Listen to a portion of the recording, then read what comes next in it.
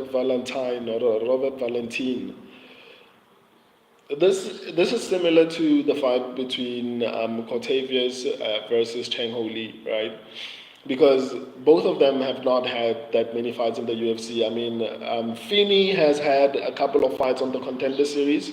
If I'm not mistaken, he had two finishes on the Contender Series and one decision win.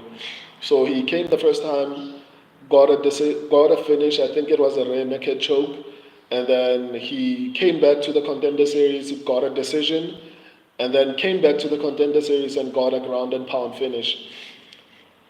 Robert Valentin was on the Ultimate Fighter, and I'm starting to realize that fighters who come from the Ultimate Fighter are not as good as the fighters who come from the Contender Series, unfortunately, because on the Ultimate Fighter, I feel like they try to develop the fighters as opposed to finding the most complete fighters from the get-go, right? The Ultimate Fighter, that's why the Ultimate Fighter is a series of a reality series basically, because they show you the journey of these particular fighters from how they came into the competition and how they are leaving.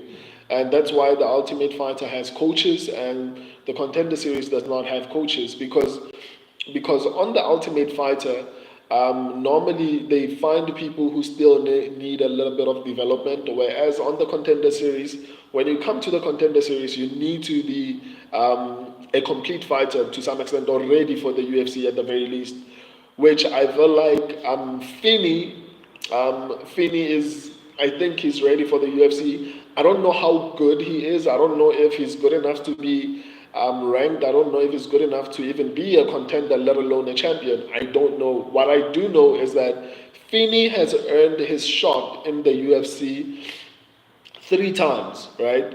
He came, like I said, he came, finished the first fight, the UFC didn't take him. Came, won a decision the second time, the UFC didn't take him. And then the third time, he actually got a ground and pound, and that was the time that the UFC was like, okay, let's take him, right? So Finney, in my opinion, has actually earned his shot or his position in the UFC, whereas Robert Valentin unfortunately lost the Ultimate Fighter. So among a group of people who needed development. I remember, I'm not even sure if this was the series, but I think it was where it was prospects versus veterans or something like that. But still, I don't feel like Robert Valentin actually earned his shot into the UFC. And even though I feel like he's a very exciting fighter, I think his fighting style is very exciting. He didn't look particularly good in his previous fight. So as far as breakdown, I think Finney is a little bit better at striking. I think Finney is going to be the better striker. Obviously, I think even though I mean both of them have the same level of finishing rate. I mean both Finney and Valentine have an 80% finishing rate. So in all honesty, it comes down to who's going to be better at the little things, right? So because both of them have an 80% finishing rate, then we have to look at their striking abilities or their skills. On the feet, I feel like Finney is a little bit better defensively, not a little bit better, significantly better. Defensively, it's not easy to hit him. Whereas Robert Valentine goes in head first and allows you to just hit him every time you try, just so that he can land that one shot that can knock you out. I don't think Finney applies his mind a lot not Finney, Valentine. I don't think Valentine applies his mind a lot to the fight he's in. He just goes in and tries to get the finish, and it doesn't always go well. So as far as striking, in all honesty, I feel like Finney is better.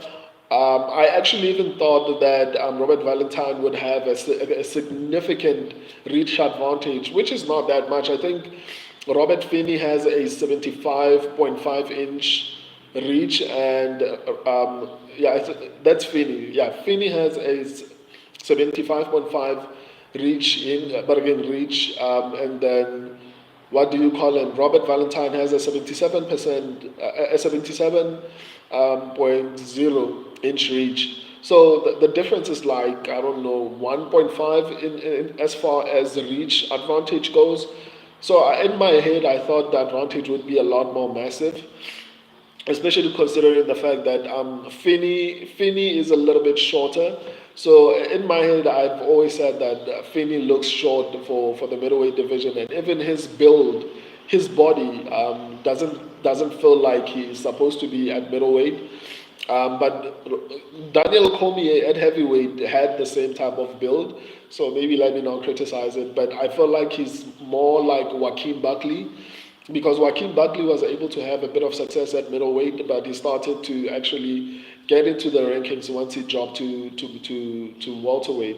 So I think that's what Finney has to do. But in this particular fight, I honestly feel like Finney is going to be better as far as striking goes.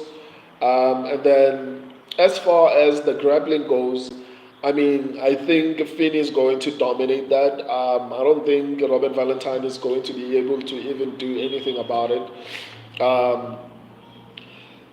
But I need people to also understand that we are talking about debutants. I mean, I know that Robert Valentine has had UFC fights, or a UFC fight, whatever you want to call it. However, I still classify him as a debutant. Everyone who's had less than 3 fights in the UFC, for me personally, I don't consider them UFC fighters. I need to see more of you. I need to see more than 3 fights, or at the very least 3 fights. The minimum is 3 fights for me. Once you have 3 fights, then I can say, okay, you are a UFC fighter, right? So far, I haven't seen enough from Robert Valentine to tell me that he's a proper UFC fighter, because at this point he's probably going to lose this one. But nonetheless, we are talking about people who are debuting or very new in the UFC.